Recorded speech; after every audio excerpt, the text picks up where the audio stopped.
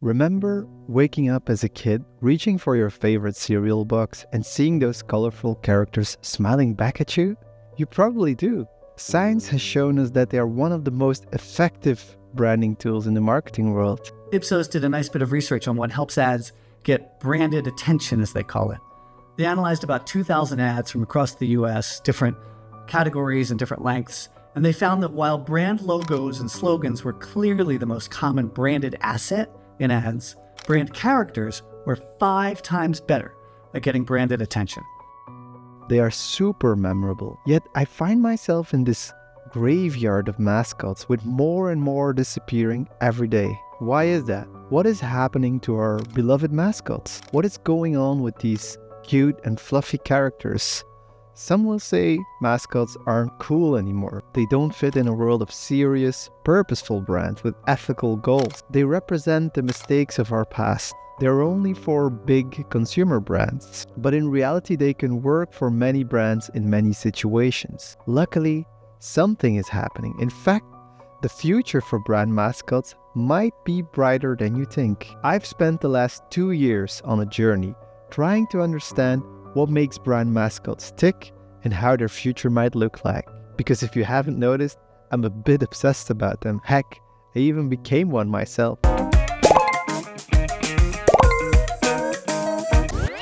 In this documentary, I want to take you through the amazing world of mascots and the power they have for modern brands. From their glorious past to their murky decline and their huge potential for the future.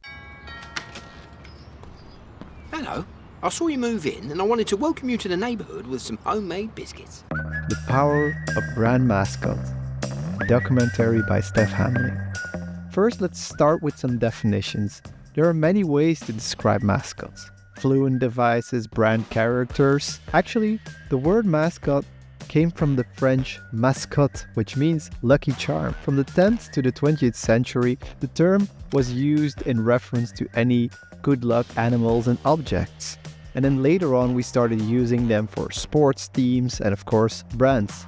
Similar to brand mascot, we often use brand character too, which has a similar meaning. For example, M&M's has multiple brand characters and so does Kellogg's. We'll keep referring to them as mascots. Personally, I really like that reference to the French lucky charm. Brand mascots are part of a bigger category of what we call distinctive brand assets. Here's my favorite marketing science professor, Jenni Romaniuk, to explain. Distinctive brand assets are anything that you want to be a branding device whereby its primary purpose is to trigger the brand in the minds of category buyers. And they're important because so much of the marketing activity we put out there, or when my brand's out there, people don't notice it. And distinctive assets are what gives us sort of a bit of oomph in our branding to enable us to stand out and be identified in any media or sales environment. So now that we've established what brand mascots are and how they fit into the broader branding landscape, let's dig a bit deeper into the types of mascots that exist. Of course, there are many types of mascots, ranging from celebrity endorsers to bunny rabbits and anything in between.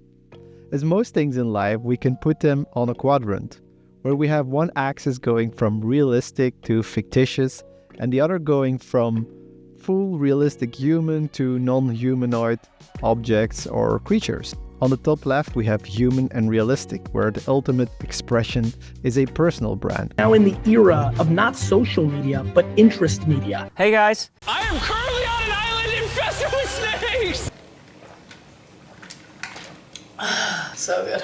Which is basically a one-to-one relationship with that person. Lots of creator brands live in this space, but also politicians. A bit less real are the celebrity endorsers and spokespeople for brands.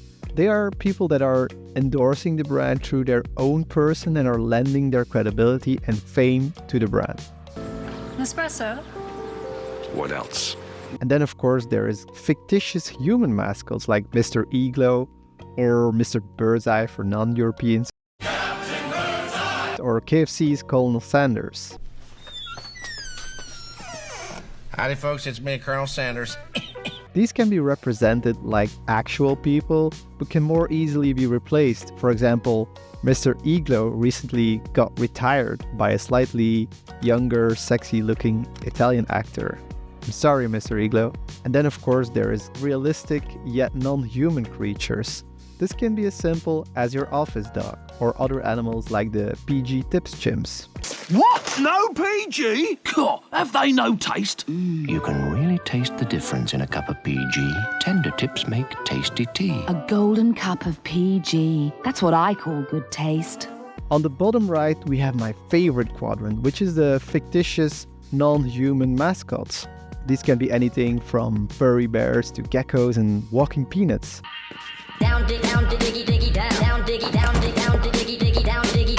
Oh, hey! Of course, many of these have humanoid features, as the goal of mascots is often to humanize a brand, even through fictitious non-human creations. Each of these types of mascots has its own benefits and risks. For example, looking at personal brands, these are tied to the person, and that person can age or change or want to do something else, and then the brand asset on its own is harder to sell and harder to use. Or for spokespersons, if good old George Clooney decides to do ads for a different coffee brand, those memories will no longer be exclusively linked to your brand. Nespresso, what else? Maybe Senseo? That fictitious category, in my opinion, is what has the most potential as a long-lasting asset for a brand. You can own them, you can evolve them, you can make them say what you want. They are exclusively linked to your brand, and they don't age. So it's clear there are many options when it comes to picking a mascot. But why do they work so well? I asked my favorite author on brand, Paul Feldwick. Brand mascots, yes. Well, I have to ask my friend here, Alexander the Meerkat, to help me with this one. I am Alexander, founder of CompareTheMeerkat.com, where we compare meerkats. Size hobbies, you know, but lately we get many people looking for car insurance. I think the power of the brand mascot is kind of clear from this, that we are very susceptible to kind of furry animals, for one thing. I mean, not that all mascots are furry animals, but they touch us in a way that, you know, abstract ideas don't. I mean, they are either human or quasi-human, and so we relate to them in that very emotional way. They also tend to be unique in the way that human beings are, so that they are instantly memorable and not to be confused with other brand mascots. So, for example, you can probably think of more than one polar bear. There's Fox's Glacier mints in the UK. But Fox, why should I? Can't you see I've already made a mint? That was the Cresta bear. It's Frothy Man. I don't want to drink the ocean, 'cause man, that's really rough. But when it comes to Cresta, here's one bear that just can't get enough. It's Frothy Man. There's the one who appears for Coca-Cola, who I don't think even has a name, and there are probably others. But we instantly know what each of those polar bears is. It's not just here is a polar bear, but here is a character.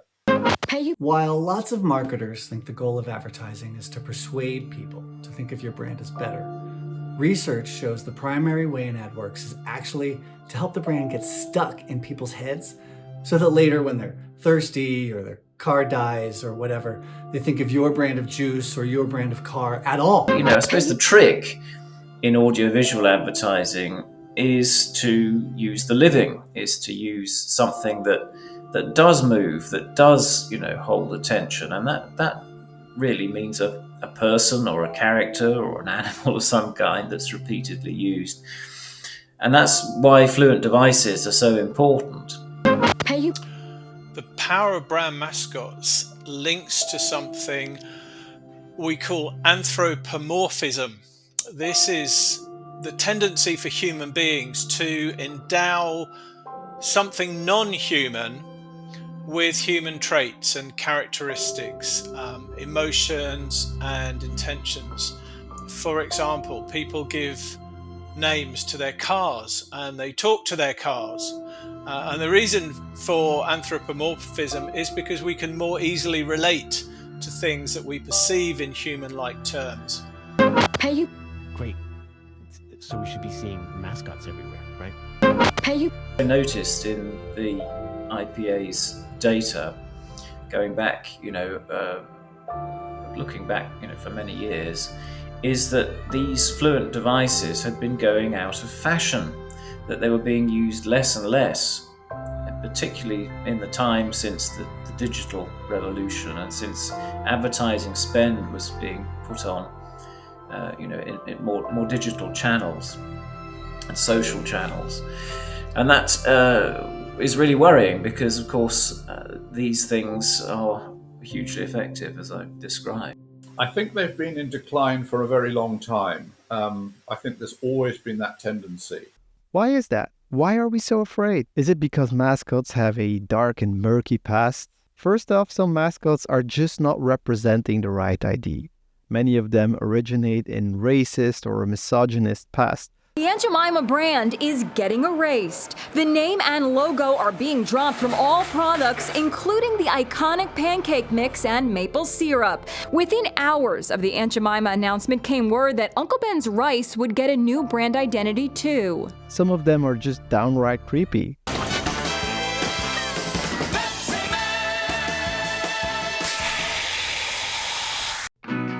We love these songs, 'cause they are good to us. Liquids no subs. They are tasty, they are crunchy, they are warm because they toast them. But is that really all there is to it? After all, science has shown us that mascots work. My point is not that every brand should have a mascot. My point is that a lot of people seemingly believe mascots aren't cool nor effective. And there are a couple of reasons for that. It might be that we no longer see the role of brands to be entertaining. In a time of purpose-driven and meaningful differentiation, this guy. Or maybe we're all bamboozled by the fancy tech and digital stuff. After all, who needs a furry animal when you have AI, metaverse, personalization? Well, I think people take them a bit too seriously. And I'll illustrate this by way of an anecdote. I did some work for a bank a while back, and they had a mascot from their historical days. There used to be a building society that was a very cute character. And they refused to use it because they were worried people wouldn't think they were a serious bank if they had a cute character as their mascot. And the agency actually came up with a new campaign one time, and they had their ads in the campaign, and as a joke, they made an ad with this mascot vacuuming the bank after hours. And when we tested it, it scored like 3 times the branding scores of the actual campaign they had launched. That sort of thinking is why something that could be a very valuable branding device is kind of left in the drawer and neglected. So it's clear that brand mascots do have a role to play in modern marketing. But how could a new mascot era look like? To find that out, we need to visit a mystical country where mascots still reign: Japan. In Japan, mascots are huge. The yuruchara are used as a key tool for promotional business. The term yuruchara translates to loose characters or relaxed characters, which refers to the cute and approachable nature of these mascots. In Japanese culture, the concept of kawaii is deeply ingrained. Mascots are designed to be adorable with round shapes, big eyes, soft colors, which makes them appealing and endearing to people of all ages. Yuruchara play a vital role in promoting tourism in Japan. Many cities and regions have their own mascots, which visitors often associate with their travel experience. Tourists seek out these mascots for photo opportunities and souvenirs, making them an integral part of the tourist experience. They even have an award show. Take that, Cannes. Is your brand boring as hell? Get a brand mascot today and get customers cheering again for you. But what about the rest of the world? Are mascots really doomed? Not really. Heck, they might even be making a comeback. Let's look at some examples. First, let's have a look at some unexpected industries. Take Salesforce, a B2B SaaS company. Their mascot, Astro, started as a small little helper in the product, and it's now a key part of their language. There are also many smaller brands that have amazing mascots. from a coffee shop to a pizza house. And yes, they work on social media too. Check out Duolingo's mascots doing unhinged stuff on TikTok.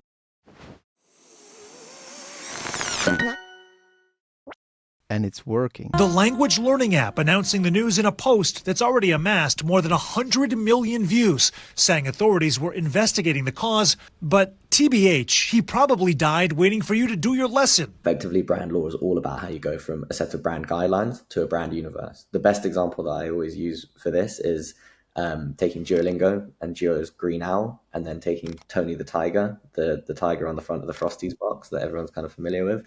They're both essentially the same thing. They're a brand asset. They sit at their purest form. They just sit on a set of brand guidelines with some rules and regulations set around how you can use them. And they're effectively a little drawing on a page. Tony the Tiger is relegated to the front of the box of Frosties and has very little lore built behind that asset, and therefore doesn't feel like a character, doesn't feel like something that you relate to, doesn't feel like something that you want to interact with, basically. The way that Duo has kind of broken out of that box and become, to be honest, I would say an internet celebrity, a celebrity in his own right. He has more followers than Brie Larson, who's kind of a Hollywood celebrity. The way that he's broken out of that is through brand law. That is the number one key to turning something that is a brand asset into something that is a brand character, basically. A great example how new social media platforms and mascots are another opportunity for the future. One of my favorite mascots ever is Mailchimp's Freddy, especially as they didn't only use it as an advertising asset, but it was integrated in their product experience. For example, when I had to send out a big email blast to 10,000s of people, there was this small cute animation that brought a lot of delight at this moment of stress. Unfortunately, Freddy got killed.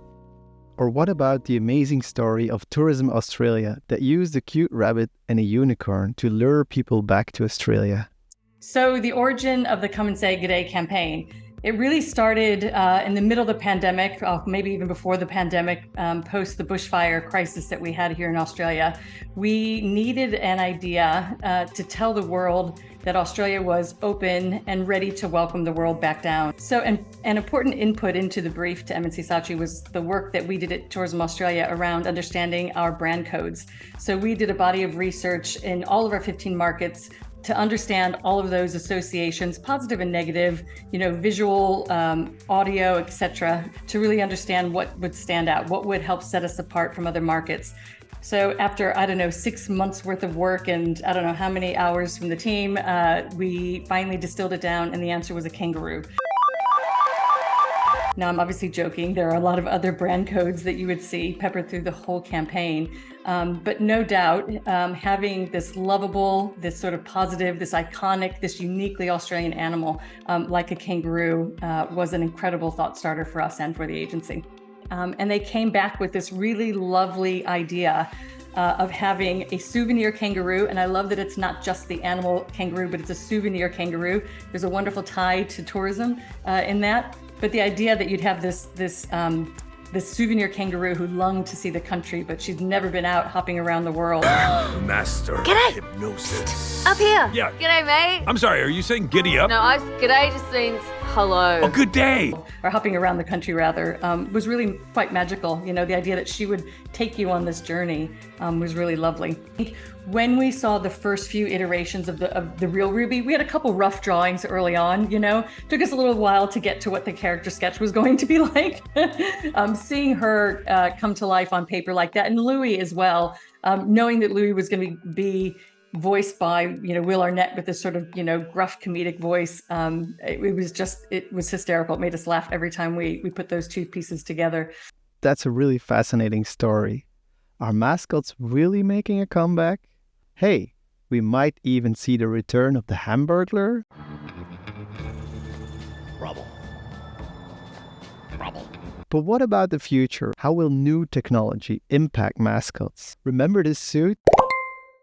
This is actually Alan's mascot. Alan is a health tech company active in Europe and in Canada. I've been working at Alan for a few years now, and it's been fascinating to see how, thanks to the rise of generative AI, we've been able to create a universe around this mascot. What started out as a 2D mascot evolved into a 3D project where we had quite a lot of heavy costs and lots of iterations with 3D agencies to work on this mascot, now is something that all people inside of Alan can easily generate amazingly looking, consistent images with our mascot. But we're not stopping there. We're using gamification, personalization, and of course, video AI to bring this to the next level. And who knows, maybe next year, a full feature-length film about Alan. I even created my own little mascot for this channel called Otto. And thanks to generative AI, I can easily create new images, do animations with it. But it's not just me. Here are the stories of some of my good friends that created their own mascot. Pinky is our brand mascot. He is a vivid magenta, low poly style flamingo with cool shades. So we explored hundreds of different concepts using AI, sketching, and we narrowed them down, and we teamed up with a talented 3D artist to bring it to life. And that's the power of a strong mascot, right? It gives your brand a face, a personality, and that's what people remember. And so the hat became a physical mascot first. And then kind of inspired very much by Stef and kind of Harris, another collaborator that I knew from Marketing Twitter, I decided to look at using AI tools to create a virtual mascot. And it just kind of helped build recognition and kind of keep me salient. Given the reach of popular creators like Mr. Beast, I believe we will start seeing more fictional characters or faceless channels that will build huge audiences. More and more of this website's top performers are faceless. There seems to be an entire trend nowadays of not revealing that much of your personal life online, and surprisingly, the less the audience knows, the more they seem to engage. Take Corpse Husband for example, highly influential creator with over 7 million subscribers, Dream with almost 20 million, the rapidly growing VTuber community. Something has clearly shifted in entertainment culture. I think generative AI is a real opportunity for a lot of brands to explore and be more creative with characters. I can be anything I want. And then there is the rise of AR and VR, opening again doors for immersive storytelling with these characters. Imagine the difference for a brand experience when you have a real character that people can interact with versus just logos and fonts and colors. Hey, is anyone there? Yes. What are you? I'm a Tolan. I'm here to find a new best friend. There's one of us for every one of you. You can talk to us about whatever. So it's clear, brand mascots have huge untapped potential to become a brand building powerhouse. And as we've seen from its original days as a lucky charm, maybe it's time for brands to start embracing their luck a bit more. As the wonderful Andy Nern says, it's time to go luck yourselves. My name's Paul Bailey. I'm Brand Strategy Director at Halo and a long-time fan of brand mascots. I spoke to some of my favourite brand mascots and asked them why they think they've fallen out of fashion. Over the last 10 to 15 years, we fell out of fashion because of what we were great at, building brands over the long term. We're not tactical executions for businesses focused in on short-term sales. The trouble is, this is what businesses generally have become, obsessed with short-term performance marketing. As brand assets, we need time to do our best work. Time for the business to build the right associations with us via the brand. We think businesses need to move the dial back towards long-term brand building and get a better balance. And thus brand mascots are a great tool to do this. Yes, we need time and money to have an impact, but we'll have long-term effects, not only on your brand, but on your audience. Now these brand mascots are over 30 years old. Tony the Tiger, Follow the Bear, Jolly Green Giant, Michelin Man and the Duracell Bunny. But they've seared their way into my mind and they're not going anywhere soon. By developing a brand mascot, you could be investing into more than 30 years of positive mental associations. Let's close this video by taking a moment for our fallen heroes. Oh, and don't forget to subscribe. Thanks for watching.